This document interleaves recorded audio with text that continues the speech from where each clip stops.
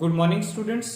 Today's topic for the discussion: derivation of Newton's law of gravitation and from Kepler's law.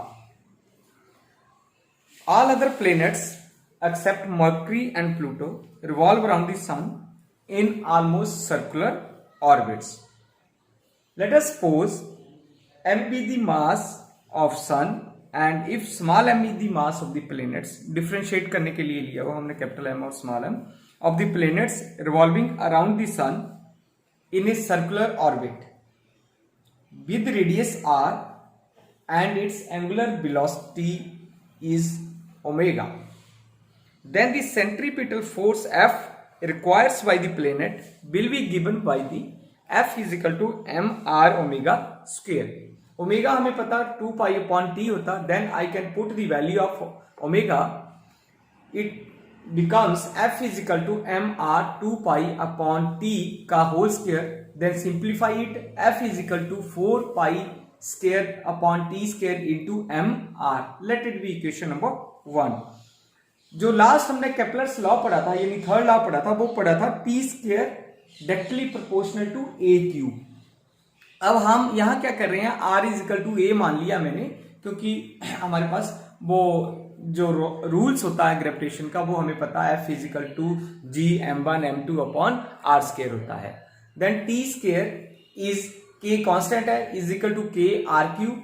Then we can put the value of T square in equation number 1. We get the results f is equal to 4 pi square upon K into M upon R square, क्योंकि एक are से एक are मेरा जो है वो cancel हो गया. अगर आप यहां देख रहे हो एक आर से मैंने एक आर कैंसिल कर दिया, एक आर कैंसिल कर दिया तो हमारे पास क्या बच गया, यहाँ R2 बच गया है. अब सिंप्लीफाई कर लिया मैंने. The source of this force, कौन सी फोर्स, जो ग्रेविटेशनल फोर्स है, जो ग्रेविटेशनल पुल इन द सन है, वो जो फैक्टर है उसका 4 पाई स्क्वायर अपॉन के should depend only on some property of the sun. So then we can suppose that 4 pi square upon k directly proportional to m, or 4 pi square upon k is equal to gm. g जो है constant of proportionality है, इसको हम universal gravitational constant भी कहते हैं. Then we can put the value of this in equation number 3. We get the result f is equal to G M m upon R square. तो ये कौन सा लॉ होता है, ये न्यूटन्स ग्रेविटेशन लॉ होता है. Hence we can say that Newton's gravitation law can be derived from the Kepler's law. अब हम क्या करेंगे, आप इस वीडियो को, इस लेक्चर को ध्यान से सुनते जाइए और लास्ट में हम आपको टिप्स देंगे कि कौन कौन से जो इंपॉर्टेंट क्वेश्चंस हैं. अब हम क्या करते हैं, एक और आर्टिकल्स को स्टडी करेंगे केपलर्स लॉ के थ्रू कि the force between the sun and planet always inverse square law, वो कैसे होता है. Let us consider that the motion of a planet around the sun is almost circular, having radius r and linear velocity v. The gravitational force of sun acting on the planet provide the necessary centripetal force. पिछले article में किया हमने, F is equal to mv square upon r. तो v किसके बराबर होता, 2 पाई r upon t, क्योंकि t is nothing here, t is the time period of the planets. Then we can find the value f is equal to 4 pi square M R upon T square. हमने सिर्फ v की value ऊपर equation में put की है. From Kepler's law T square is equal to K R cube, अभी पिछले article में हमने किया था जिसमें derivation of Newton's law of gravitation from Kepler's law किया था, तो हमने वही वैल्यू यूज की. तो f is equal to 4 pi square M R upon K R cube. फिर r से r कैंसिल कर देते हैं, यहाँ पे हमारे पास r से हम r कैंसिल कर देते हैं तो हमारे पास क्या रह जाएगा, R2 बच जाएगा. तो then 4 pi square m upon K into 1 by R square. अब ये जो 4 पाई m स्क्वायर अपॉन के है वो कांस्टेंट क्वांटिटी है. Then we can write it है f directly proportional to the 1 upon R square या inversely proportional to the square of the radius r. तो hence we find that the force between the sun and the planet obeys inverse square law. Now we can try one more article.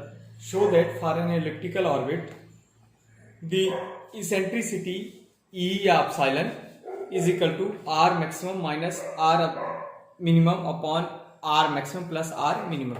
हमने क्या किया हुआ है, यहाँ पे हर जगह epsilon लिया हुआ है, तो मैं यहाँ भी एप्सिलॉन ले सकता हूँ, आप ई भी ले सकते हो, इट डिपेंड्स ऑन यू, आप कोई भी वैल्यू इसको ले सकते हैं। अब हमारे पास क्या है, जब हम इस इक्वेशन को सॉल्व करेंगे, इस सॉल्यूशन करेंगे इस इक्वेशंस का, तो हम सबसे पहले क्या करते हैं, जो जनरल कॉनिक इक्वेशंस है हमारे पास, इक्वेशंस है उसको लिखा है हमने, ठीक है। जनरल इक्वेशन क्या थी, 1/r is equal to 1/l bracket 1 plus epsilon cos theta minus theta naught, या आप कई बार बच्चे सीधा भी लिख सकते हैं, r is equal to l upon 1 plus epsilon cos theta minus theta naught, ये भी लिख लेते हैं बच्चे। अब इसमें हमारे पास दो केस आते हैं, जब एलिप्टिकल ऑर्बिट की बात करते हैं, देन जो एंगल्स है theta minus theta naught is equal to 0 के बराबर आ जाता, then the radius is equal to r minimum बन जाता है हमारे पास। तो r मिनिमम की मैं वैल्यू जो पुट करता हूं वहां पे, तो हमारे पास क्या आ जाता है, थीटा माइनस थीटा नॉट की, तो हमारे पास क्या आ जाता है, l अपॉन 1 प्लस एप्सिलॉन आ जाता है। अब सेकंड केस में क्या होता है, जब थीटा मैक्सिमम वैल्यूज आ जाती है, तो पाई के बराबर आ जाता है, then r is equal to r maximum, then we can calculate r maximum is equal to l upon 1 minus epsilon। अब ये इक्वेशन जो आई है मेरे पास 1 और 2, एक बार मैं इसको सब्ट्रैक्ट कर दूंगा, एक बार मैं ऐड करूंगा, क्यों, क्योंकि मुझे ऐसा कुछ रिलेशंस निकालना है, तब मैंने इसको एक बार ऐड किया, एक बार सब्ट्रैक्ट किया। वो आपकी मर्जी है कि आप चाहे पहले ऐड कर लो, चाहे बाद में सब्ट्रैक्ट कर लो, इट डिपेंड्स अपॉन यू। तो हमने ऐड भी किया और इसको सब्ट्रैक्ट भी किया दोनों इक्वेशन को, then we can get the result r maximum minus r minimum is equal to 2l epsilon upon 1 minus epsilon square. अब सिमिलरली फिर एडिंग किया हमने r मैक्सिमम, सेम इक्वेशंस को, r maximum plus r minimum is equal to 2l upon 1 minus epsilon square. अब ये equation number 3 और 4 होगी। अब मैं क्या करता हूं, इसको डिवाइड करता हूं इक्वेशन 3 को 4 से, then we can get the desired result as we have epsilon is equal to r maximum minus r minimum upon r maximum plus r minimum। तो इस वे में हम लोग क्या कर सकते हैं, ऐसे जो हमारे पास क्वेश्चंस आते हैं प्रूव करने के लिए, शो करने के लिए, वो हम करते हैं। आप देखते रहो इस लेक्चर्स को या इस वीडियो को, हम एक दो और ट्राई करेंगे अभी। नेक्स्ट जो आर्टिकल्स है हमारे पास, वो हम ट्राई करते हैं। The path of a particle moving under the force r is equal to a cos theta, find the corresponding law. हम इससे कौन सा लॉ प्रोड्यूस करते हैं, तो a particle moving under the central force is represented by the differential equations. इस central force को मैंने CF लिख दिया शॉर्ट फॉर्म में, d square u upon d theta square plus u is equal to minus mu l square u square into f u। ये हमने पीछे differential equation जब पढ़ी थी आर्टिकल, तब हमने इसको ड्राइव किया हुआ है। ये इक्वेशन नंबर 1, और हमारे पास u जो है वो 1/r या r is equal to 1/u भी लिख सकते हैं हम। So we also know the equation of orbit is r is equal to a cos theta, या r is equal to 1/u भी लिख सकते हैं। तो मैंने चेंज कर लिया, तो u इज इक्वल टू किसके बराबर आ गया, सीकेंट थीटा अपॉन a कर लिया। इसी इक्वेशंस को हमने चेंज कर लिया, वैल्यू पुट करके चेंज कर दिया। Then du upon d theta कर लिया मैंने, डिफरेंशिएट कर दिया, secant theta tangent theta upon a, फिर मैंने एक दोबारा फिर डी स्क्वायर, क्यों किया, मुझे ऐसी इक्वेशन चाहिए डी स्क्वायर अपॉन डी, मैंने डबल डिफरेंशिएट कर लिया। बच्चे स्टूडेंट क्या एक ही बार कर सकते हैं double differentiation if they are convenient to do this. D square u upon D theta square is equal to secant into tangent square theta plus secant square theta bracket off divide by a, क्योंकि ये नीचे है। अब secant theta upon a tangent square theta plus secant square theta, हमने ऐसे इसको change कर लिया, plus secant theta upon a। अब u की वैल्यू भी मैंने पुट कर दी है, तो यहाँ पे मैंने सीकेंट थीटा अपॉन a लिख दिया, जो ये मेरे पास u की वैल्यूज है। तो सिंपली राइट हैंड साइड तो मेरे पास सेम वैसे ही आ रही है, minus mu upon L square U square, वो ऐसे लिखते जाएंगे हम लोग। अब मैं सिंप्लीफाई करने लगा हूं इसको, secant theta upon a into, ये ध्यान देने वाली बात है, देखो secant square theta plus tangent square theta plus 1। अब हमने इसको चेंज कर लिया, देखो इस इक्वेशन को हमने चेंज किया। अगर आपको ट्रिग्नोमेट्री का पता है, ट्रिग्नोमेट्री हमने जो 10th में पढ़ी है, उसमें जो आइडेंटिटीज लगती थी, sine square theta plus cos square theta, tangent square theta is equal to secant square theta minus 1, ऐसे हमने वो सारी आइडेंटिटी है, मैंने वही आइडेंटिटी यहाँ लगा दी है, ठीक है। Is equal to minus mu F U upon L square U square. अब एक secant square tangent square 1 plus कितने के बराबर होता है, सीकेंट स्क्वायर के, एक सीकेंट स्क्वायर ये है, एक सीकेंट स्क्वायर है, 2 सीकेंट स्क्वायर हो गया, और 2 secant square theta into secant theta, secant cube theta upon A हो गया। राइट हैंड साइड मैंने वैसे लिख ली। अब हमें पता है कि पहले भी देखा कि secant theta is equal to किसके बराबर है, ए यू, यहां से हम देख सकते हैं ए यू, तो हमने वो वहां वैल्यू पुट कर ली, सिंप्लीफाई कर लिया। जब सिंप्लीफाई करके आया तो मेरे पास क्या आ गया, F u is equal to -2a square L square upon mu into 1 upon R की क्यूब, फिफ्थ पावर आ गई आर की जब मैंने सिंप्लीफाई किया उसको। तो यहां से इसका मतलब है बाकी तो कांस्टेंट क्वांटिटी है, तो हमारे पास क्या गया, F U inversely proportional to the fifth power of the radius.